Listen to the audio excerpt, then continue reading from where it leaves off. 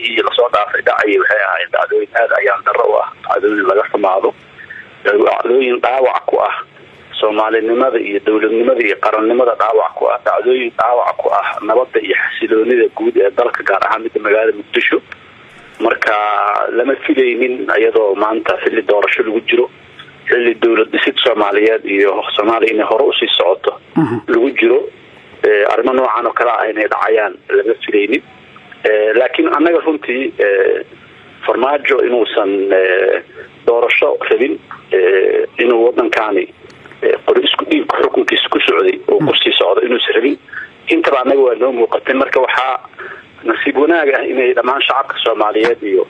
dunidaba nala aragtay waxa uu farmaajo uu runtii ku sifaysan yahay iyo wejigiisa runta ah inay nala arkeen. aad baa runtii ay dhinac farxad noogu tahay, laakiin dhinaca kale wixii dhacay kuma faraxsanin, aad baanan uga xunnahay runtii wixii dhacay. waa mahadsantahay. marka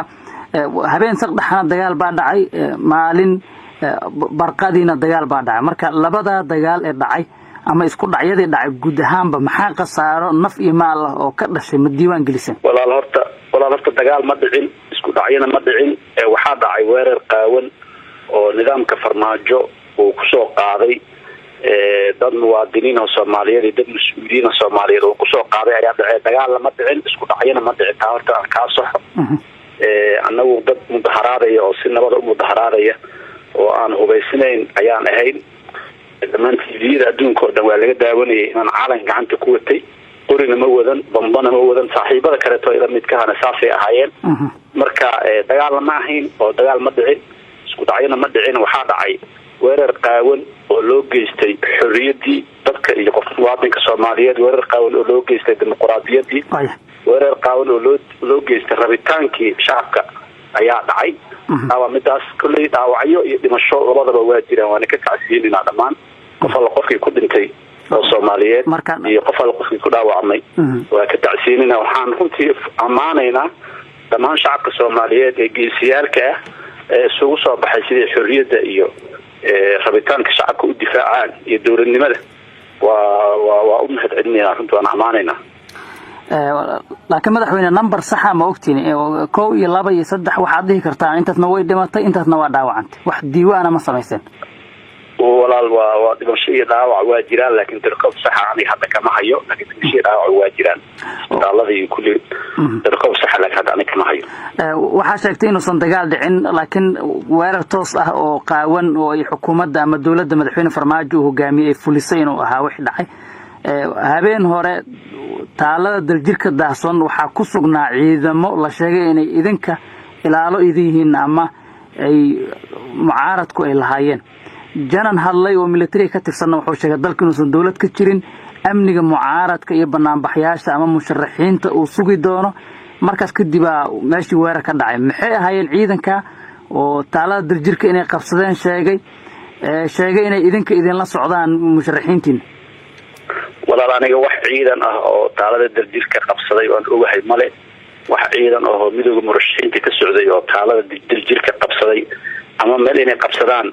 aan ku ogeyn ama qabsaday haba yaraatee aan ogahay ma jirto. qof maaragtay midowga murashaxiinta ka socda ama afhayeen u ah oo annaga naguna matalayo yiri dawlad Soomaaliyeed wax dawladoo jirtana ma laha ma jirto. inuu dawlad Soomaaliyeed inay jirto waa qirsanahay, laakiin madaxweynaha dawladda madaxda u ah ayaan qabnaa in uu muddadiisii ka dhamaato muddaxileedkiisii. asaga shakhsiyan aan madaxweynuhu aqoonsan. dadku waxaa ku kala duwan dawladnimada iyo qofka waa kala duwan yihiin. ana dawladnimo Soomaaliyeed iyo sharciyada dawladnimada Soomaaliyeed waa qirsanahay, waana midaanba mas'uuliyiinta u ahayn haddana inaan mas'uulka u noqono aan rabno. marka waxaa kala duwan oon rabaa dadka Soomaaliyeed in u kala cadaato dawladnimada iyo qofka mandate-ka loo doorto oo madaxda markaas noqdo, marna ay ka dhamaato marna la doorto. madaxweyne farmaajo madaxweynihii hore ee waqtigii la doortay waqti xilkiisa waa dhamaaday 8 February oo ku ekaa. maanta 19 bisha oo shalay ahaydna wuxuu lumiyay xuquuqdii murashaxnimo oo ku tartami lahaa hadduu rabo inuu tartamo. yuu lumiyay maadaama uu noqday gacan ku diigle dambiile ah oo fal dambiyeed iyo dil uu gacanta la galay. waxaan aaminsanahay inuu xuquuqdii murashaxnimada meeshaas uu ku lumiyay. dhinaca kale walaal falalkii labadii maalmood ama habeen hore iyo shalay dhacayay haddii la akhriyo ama la fiiriyo waxaa cad inuu farmaajo ku talagalay inuu dalka dagaalo sokeeye inuu geliyo durbaan dagaal iyo colaadeed oo dagaalo sokeeye dhalin kara inuu garaacay oo uu tumay haddaan runtii annaga la tumi lahayna wadanku maanta dagaalo sokeeye iyo qas iyo qalalaase iyo meel kasoo laaban karin ayuu aadi lahaa laakiin runtii garashada iyo mas-uuliyadda ilaahayna siiyey ayaa taas suuro gelin weysa ma garat aada waa mahadsantahay mudan madaxweyne dalka doodiisa doorashada way taagan tahay laakiin markii loo eego maalmo iyo toddobaadyo ka hor halkii ay taagneed ma taagno guddiyadii farsamo oo ra-iisul wasaaruhu magacaabay ee beedhabo ku shiray waxay soo saareen isfaham waxaa la doonayaa isfahamkaas inay saxiixaan madaxda dowlad goboleedyada iyo madaxweynaha Soomaaliya muqdisho qaarkood joogaan barnaamijyadan aad abaabuleysaan iyo qaylo dhaantan joogtada aad wadaan ma dib u dhigtaan oo aad doortaan dadaalada socda ee doorashada ah annaga shaki weyn oo weyn ka qabnaa in farmaajo uu doorasho rabo shaki weyn oo weyn ka qabnaa in uu hanaan doorasho oo hufan in la qabtaahay uu rabo farmaajo intaan anaga ognahay laba shay oo mid raba inuu xukunka xoog iyo jajuub ku joogo ama inuu doorasho uu ku shubtay uu ku joogo labadana laba la aqbali kara ma aha annaga mudaharaadyada nabadeed ujeedadoodu waxay tahay inaan labadaas ka hortagno haddii dowlad goboleedyadu iyo dowladda dhexe ay kala saxiixanayaan heshiis iyo haddii doorasho la aadayo waa mid aan annaga rabon doorasho in la aado mid dad hortaagan oo hadda caqabad ku ahna midnihiinba haba yaraatee waxa hadda idin dhiman ee aad rabtaan inaad dadka Soomaaliyeed u sheegtaan oo aan ahayn inaad banaanbax iyo fowdo magaaladan ka dhaco ma jirtaa adeerana dadka Soomaaliyeed waxaan u sheegnaa arrin waa caddahay waxaan u sheegnaa aan rabno waxay tahay hanaan doorasho oo hufan dalkan inay ka dhacdo isbedel iyo xukunka oo si nabad la isugu wareejiyo qofkii ilaahay uu calfo oo ku guuleysto dowladnimadaas iyo madaxweynenimadaas iyo xilkaasna dhammaan lagu garab galo la garab istaago ayaan anaga ayaa hadafka nagaya haddii dhici weyso sidaas oo sida hadda wax ku socdaan iyo waxa idin muuqda weli rajada xumadaas aad ku sii jirtaan dooda doorashada sii taagnaato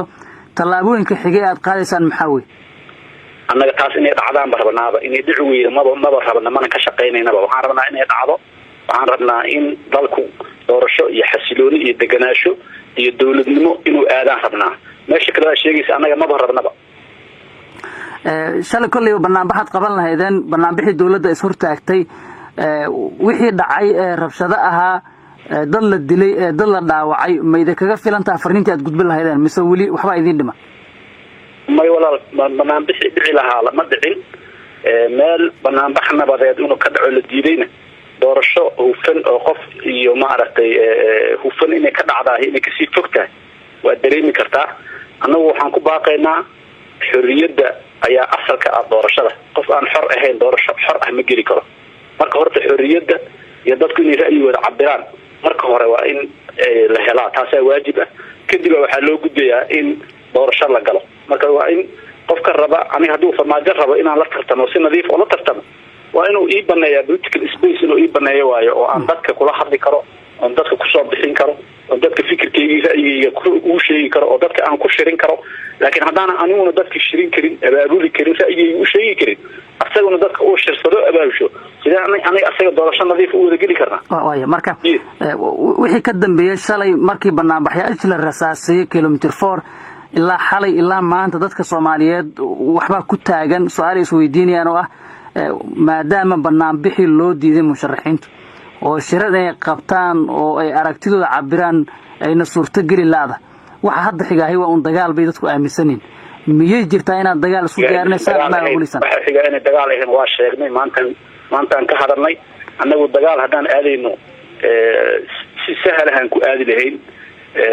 laakiin dagaal waxa uu yahay iyo waxa laga soo maray iyo dalkan meesha laga keenaan ognahay annagu marna dagaal uma socono mana aadayno qofka shalay asagoo iska socdo yimid oo wadankan dhibka iyo dhibaatada uu soo maray aan ogeyn ayaa dagaalku mid la sahlan yahay oo dagaalka iyo burburka iyo baaba ma sahlana dalkan waa waxa uu soo maro dhan aan ognahay dadkii ka keenay meeshaas iyo dhibaatadaas uu soo maraana nahay dadkii ku celin lahaa ama ka fikiri lahaana ma nihin marka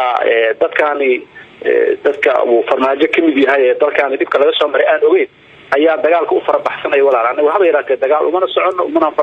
faraxsanayna nagamana soo gasho walaal shalay marba hadasheen kadibna waxaad durteen xubnaha beesha caalamka oo Soomaaliya aad u taageera wax jawaaba ma ka hesheen maxaa saway waxaad ku dhaliseen beesha caalamka walaal wada hadallaan noo socdo laakiin waxaan rabnaa beesha caalamka waa dawlado ku mahadsan Soomaaliya mar walba siday u garab istaagaan siday u taakuleeyaan si dawladnimadooda u dhisaan waxaan rabnaa inay mar walba ku joogteentaas iyo dadaalkaas ee beesha caalamka dalka iyo dawladnimada Soomaaliya dhisanta ay rabaan inay ku garab taagnaadaan cidii runtii dhibaato wadana dhibaatada ay wada farta ku fiiqday cidii ziyaado wada maanta cidii xandaabka dawladnimada ka baxday cidda maaragtay gacan ka hadal iyo dagaal iyo dib wado dimuqraadiyadii iyo xuriyatul qowlkii hortaagan intaba waa farmaajo waxaan rabnaa inay ninkaas asaga aysan garab iyo gaashaan aysan u noqon ayaan rabnaa 6 bishii Janaayo haddii dawladnimada iyo dimuqraadiyadda Mareykanka ee Qatar gashay oo Trump oo Qatar geli 19 Febraayo dawladnimadii iyo dimuqraadiyadda Soomaaliyeed baa Qatar gashay marka dhibaatada maalintaas ay ka dareemayeen ayaan anagana ka dareemeynaa maanta marka wada hadalkiin hadda muxuu yahay waa idinka iyo xubnaha beesha caalamka aad leedihiin waa wadna adeer waa wada hadallo socdo waaye hadda inuu ka horbaco ama aan sheego diyaarbi Ra'iisul Wasaare Roble oo ka jawaabay wixii shalay magaalada ka dhacay waxa uu idinku eedeeyay muddo ku dhow 24 saac banaanbaxa ka hor in uu xoog geliyay waqti badanna geliyay in la damiyo inaad ka diideen inuu idin la fariisto oo arrintan idin kala hadlo gudiyo idin soo dirin aad qaabil weyseen ma jirtaa walaal taas ma dhicin anaga sideenaba nabda anaga iyo principalka nagaba in qof aan la kulan iyo wada hadal inaan diidnaahay marna kalin ma aha albaab wada hadalna in la furaahay mar la xiraahay marna sax ma aha anaga wada hadalka